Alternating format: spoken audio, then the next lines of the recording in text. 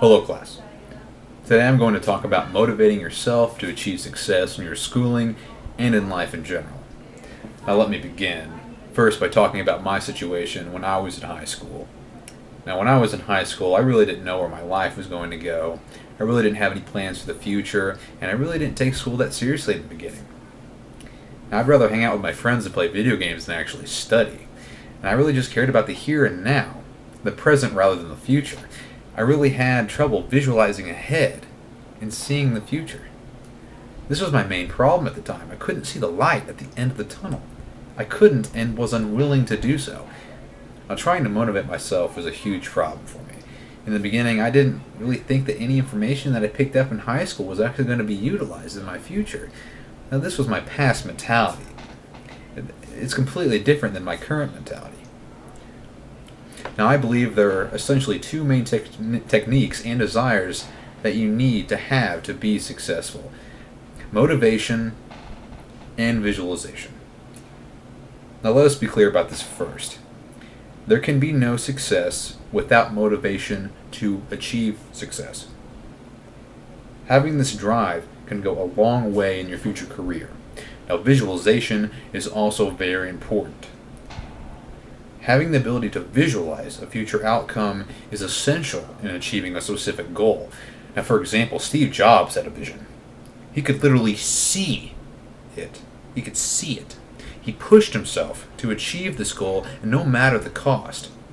Now, these two terms, motivation and visualization, they're interconnected, or linked, if you will.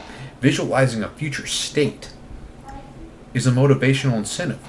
It is, in this time that we live in, we are limited only by how our minds restrict us.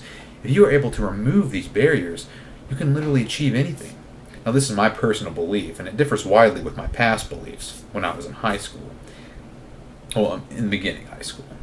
I was able to visualize a future state, and I could picture it in my mind, and I know I can achieve it.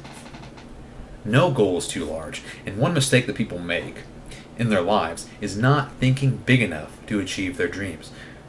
Like I said, people restrict themselves by their own personal beliefs and mental barriers. For example, if someone just wants to live an average, normal life, that's what they're going to get. You're basically setting the cap, the ceiling, with that mentality. It's like if you think negatively, you're going to get negative results. For example, in relation to this class, if you're about to do a presentation and you think you're going to do poorly, you probably are. But in contrast to that, if you think you're going to do well, you'll probably have a better performance than if you had a negative thought process. And I really don't think there's any dispute about this. In this country, family educational status or family income does not determine your future. Now, if you're born poor, it is not your fault. But if you die poor, I believe it is your fault. Now, I mean, there are some exceptions to this rule, but I believe that this is mainly true. Now, about my past mentality, I thought that what I learned in high school really wasn't necessary, and that this is absolutely false. Absolutely false. Everything, literally everything that you learn can be utilized.